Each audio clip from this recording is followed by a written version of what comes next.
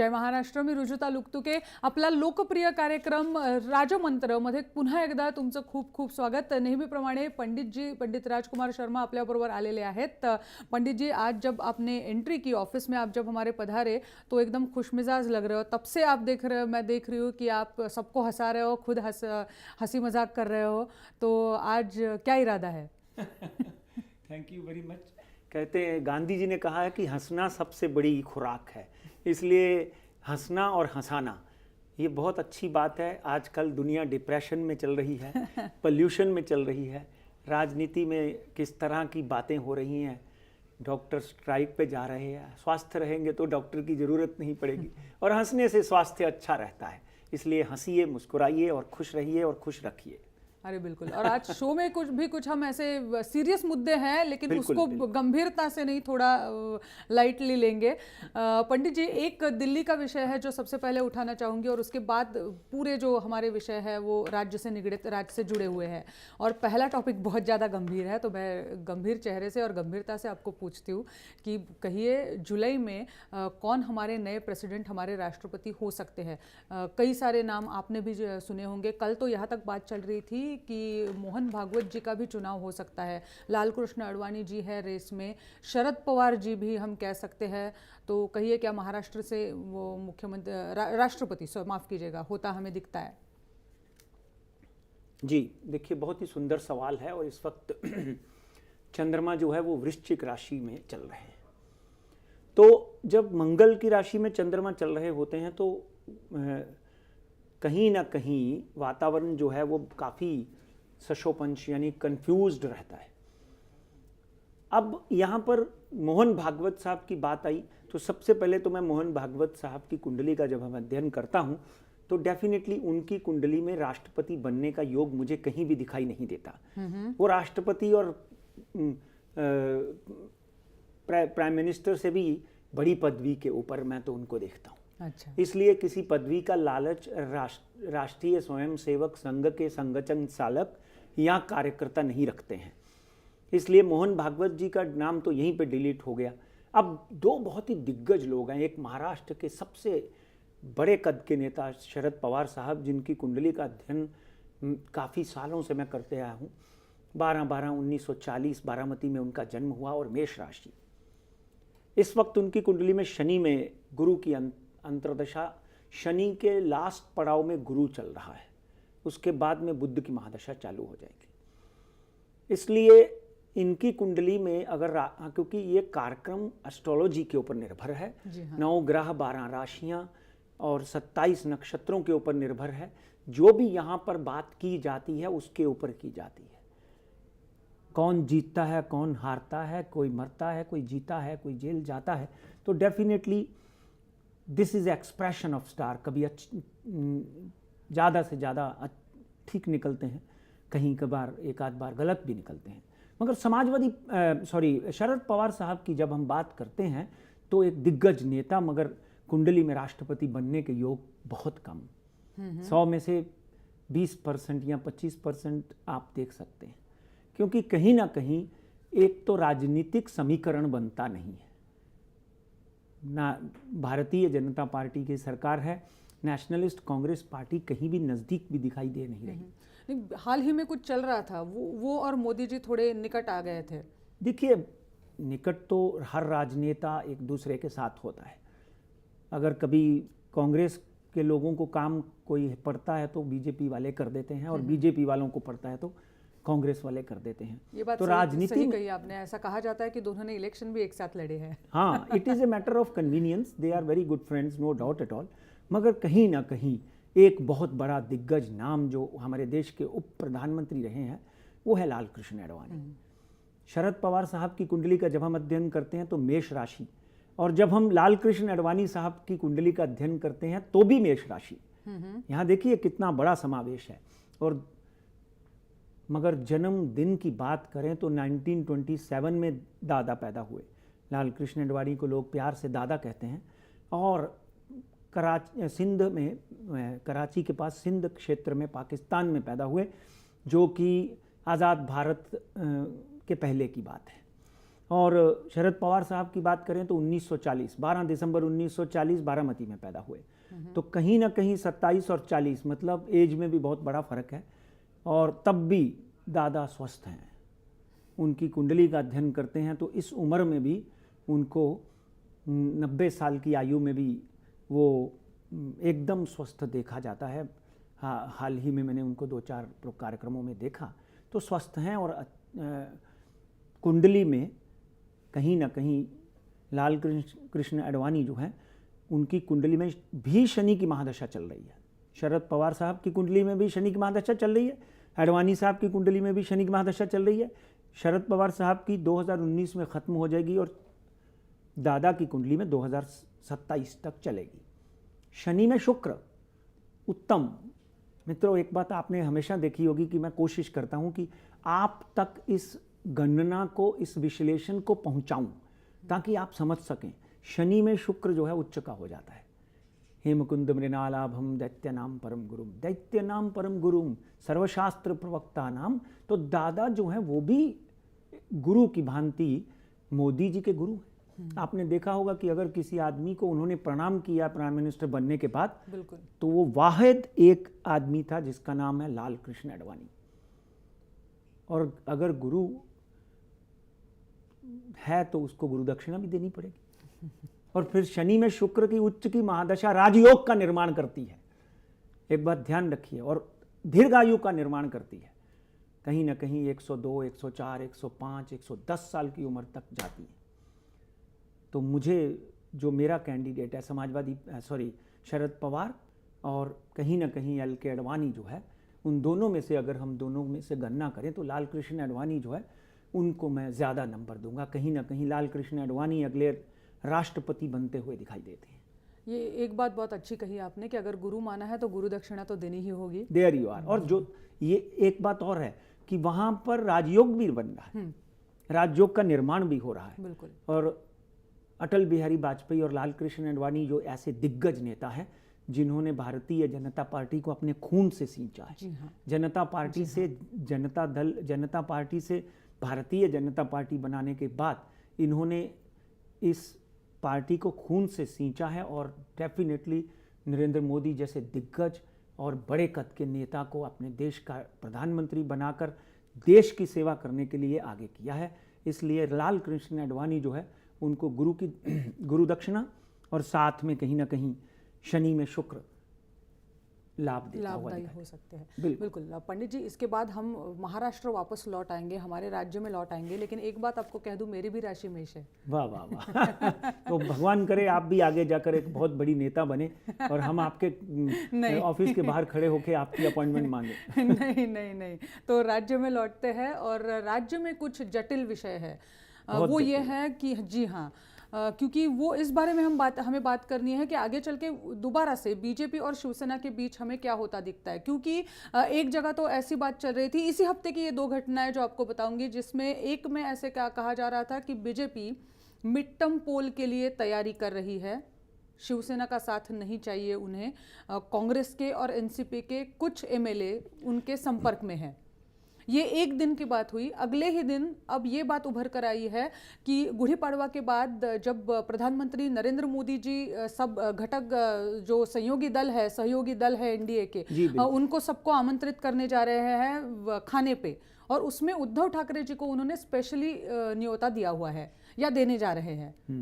तो ये सब नज़र रखते हुए आपको क्या लगता है, शिवसेना और बीजेपी दोबारा से एक होंगे? क्या होगा आगे चल के, या फिर वाकई हमें मिड टर्म पोल करने पड़ेंगे?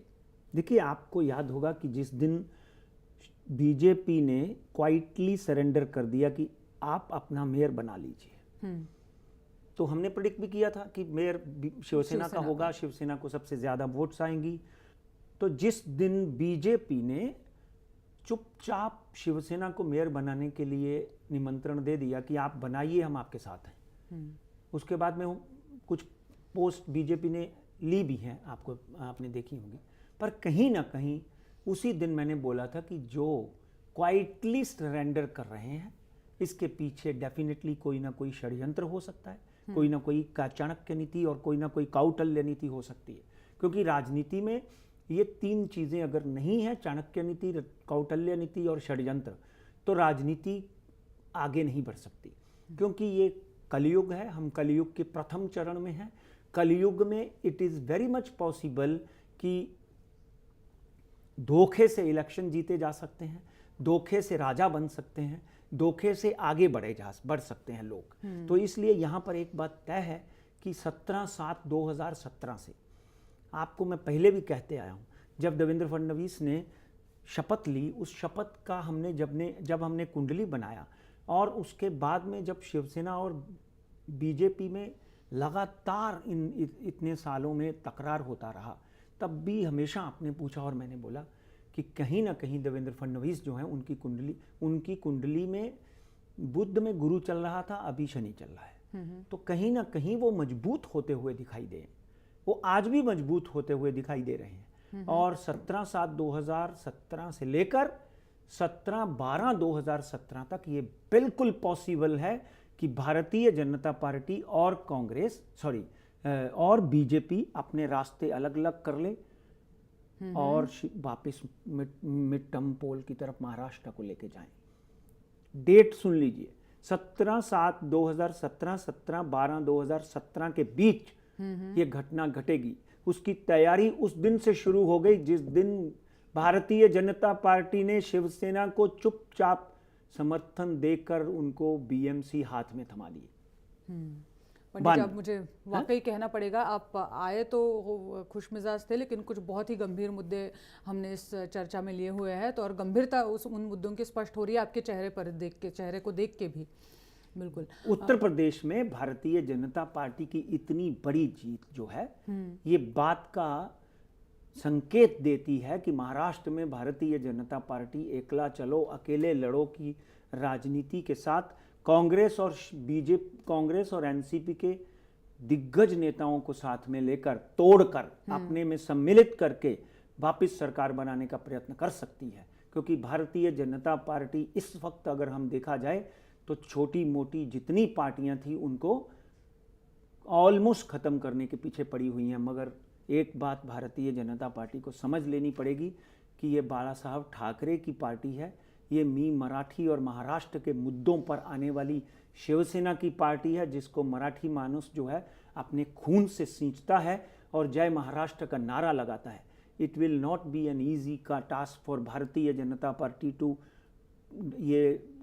टू स्वीप द शिवसेना, क्योंकि शिवसेना भी उतनी ही प्रबल हो सकती है। अगर 7 आदमी एनसीपी के और कांग्रेस के टूटकर बीजेपी में जाते हैं तो हो सकता है कि 6 आदमी उद्धव के साथ में भी जाएं, क्योंकि उन 25 या 50 लोगों में 80% महाराष्ट्रियन है।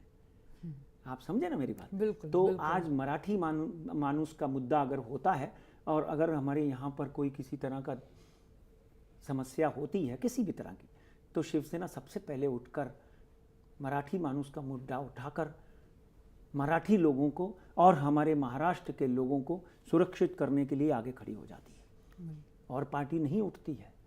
इसलिए राज ठाकरे भी, मैं तो यही कहता हूं कि आज भी रक्त शिवसैनिक का ही है।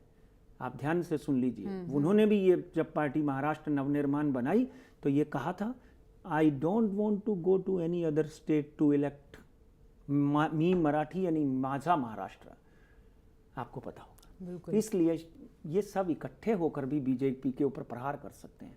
मगर ये बात तय है कि 17/12/2017 तक इलेक्शन हो सकते हैं, एक बार फिर द्वंद्व युद्ध शुरू हो सकता है, या फिर सरकार से बाहर निकलकर शिवसेना अपने प्रयत्नों से अपनी पार्टी का गठन करके आगे आ सकती है, या भारतीय जनता पार्टी ये संघर्ष पक्का है।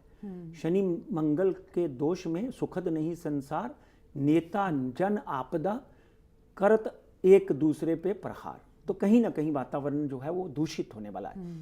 And on top of that let me tell you one thing, without आपका एक सवाल जो नहीं है उसके ऊपर आ रहा हूं मैं। आगे आने वाले दिनों में जुलाई अगस्त सितंबर में जैसे ही शनि वक्री होकर मार्गी होता है, तो उत्तर प्रदेश, महाराष्ट्र, बिहार, दिल्ली, कुछ ऐसी स्टेट्स हैं, यहां पर सांप्रदायिक दंगे होने तक के योग बनेंगे। इसलिए हमारी सुरक्षा कर्मियों को, हमारे सुरक्षा कर्मचारियों को, हमारी सुरक्षा एजेंसियों को सजग रहना पड़ेगा। पंडित जी, हम हमेशा कहते हैं कि आप भी कहते हो कि आप भविष्यवाणी करते हो, आज ऐसा लग रहा है कि आप चेतावनी दे रहे हो। देखिए, ज्योतिष शास्त्र में एक बच्चा जब नहीं पढ़ता है तो उसको ये अच्छा ज्योतिषी बोलता है कि इसका बुध खराब है, गाय को चारा डालो, ग्रीन शर्ट पहनाओ, कहीं ना कहीं बुधवार को ओम गण गण पताये नमः का जाप करो। ये चेतावनी नहीं, सुझाव है। इसलिए इन सुझावों को हमारे देश के नेताओं को सीरियसली लेना चाहिए। आज से 50 साल पहले, 100 साल, 60 साल पहले राजा महाराजाओं की जब बात करते हैं तो उनकी कचहरी में और उनके दरबार में ज्योतिषी बैठे होते थे जो उनको बताते थे कि ये गलत है, ये सही है, ये अच्छा है, ये बुरा है। आप चाणक्य सीरियल देखे होंगे या कोई दूसरे कार्यक्रम देखे होंगे तो पंडितों को बहुत बड़ी तरजीह दी जाती थी। यहाँ क्यों? आज पाकिस्तान में मौलाना सरकार चलाते हैं। हमारे देश में माननीय नरेंद्र मोदी ने भगवाकरण की राजनीति करने के बाद में आदित्य योगी जैसे महापुरुष को उस देश का चीफ मिनिस्टर बना दिया है और उमा भारती जैसी भगवा पहनने वाली स्त्री को, संत महात्माओं को आगे लेकर आया है।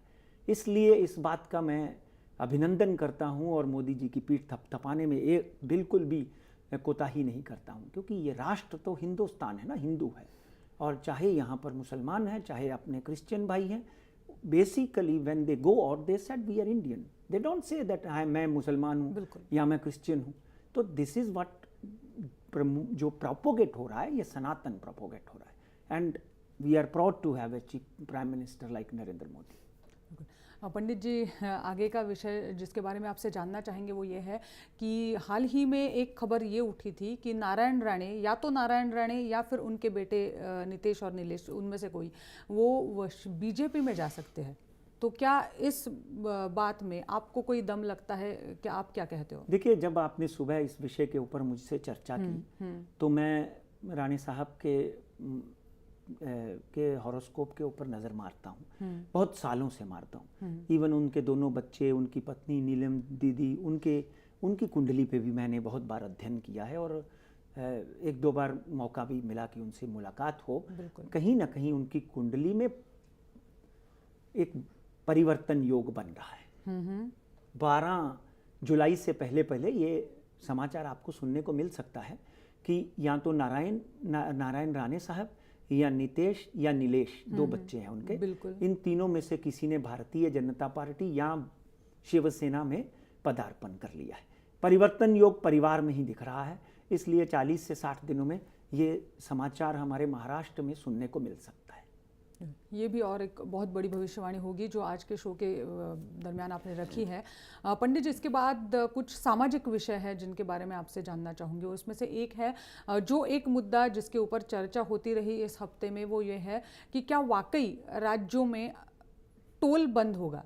अब राजनीति से सीधा, ये राजनीति का ही एक विषय है, हिस्सा है, जो टोल के बारे में जो चर्चा हो रही है। देखिए, ऐसा है, 19 जुलाई 2017 तक देश में आधे से ज़्यादा टोल बंद हो जाएंगे, क्योंकि आपने जो सवाल किया ये गोचर पर निर्भर है। यहाँ पर किसी की डेट ऑफ बर्थ या किसी की कुंडली नहीं देखी जा सकती। हाँ, टोल एक सामाजिक विषय है, यहाँ पर पैसा इकट्ठा किया जाता है। वो सही है या गलत है उसमें भी मैं नहीं जाना चाहता, पर टोल के विषयों में डेफिनेटली नितिन गडकरी साहब की जो खुद की सोच है और हमारे देश के प्रधानमंत्री की सोच है, उसके ऊपर अगर हम जिक्र करें तो अगले 1 साल के अंदर 100% और 6 महीने के अंदर 50% टोल जो हैं वो बंद होने के योग बनते हैं। ये एक अच्छी खबर होगी सबके लिए। बिल्कुल, इसलिए मैं खुश था सुबह। क्या बात है, हाँ, क्या बात है।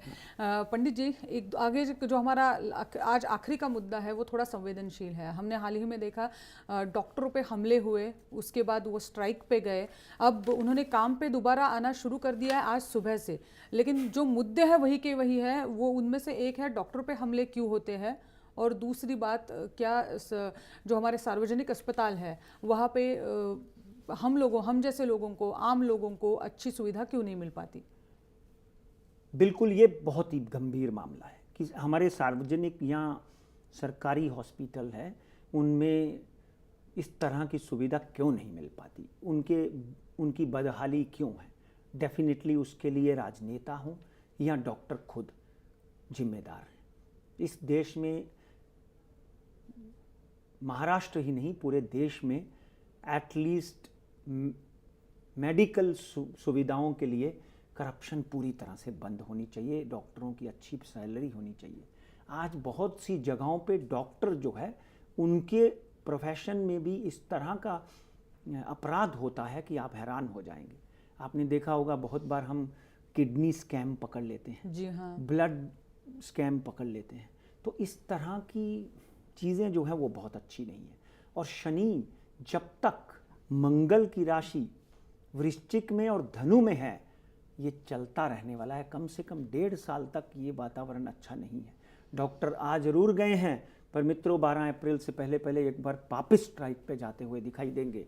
डॉक्टरों के प्रोफेशन में बड़ी सिंपल बात बताई गई है कि सेवा परमो धर्मा, सेवा ही करना जरूरी है।